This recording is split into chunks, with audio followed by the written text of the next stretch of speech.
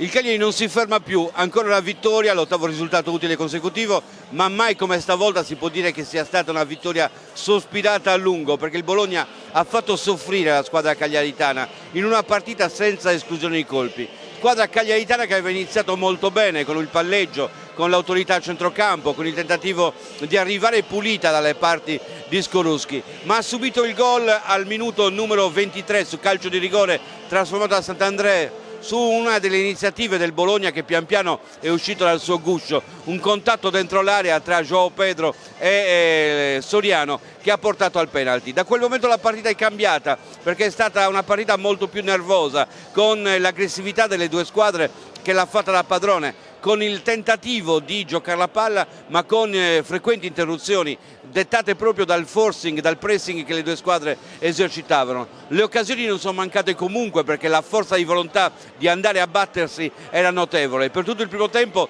non è stato inquadrato lo specchio della porta, anche se poi in 4 o 5 occasioni le occasioni appunto per passare ci sono state. È in avvio di ripresa che João Pedro ha trovato il guizzo giusto, una palla data dentro l'area, controllata a spalle alla porta, girata verso il portiere con una deviazione che gli ha facilitato di vincere il duello con Skorupski. E da quel momento è nata ancora un'altra partita combattuta, perché il Bologna non ha mai dato la sensazione di volersi neanche accontentare del pari, ha continuato ad attaccare, ma chi ha segnato per prima è il Cagliari, e stavolta con il Nizzalito, con Simeone che ama definirsi l'assassino dell'area di rigore. Il Nizzalito appunto, i Nizzaliti erano coloro che facevano parte degli assassini di Hassan, e lui in questo caso ha fatto quel che doveva fare, cioè difendere la sua squadra con grande determinazione. Si è presentato davanti al portiere sul lancio di Nainggolan e ha battuto in uscita Skorupski per il 2-1. La partita è sembrata finire con il gol di João Pedro, la doppietta per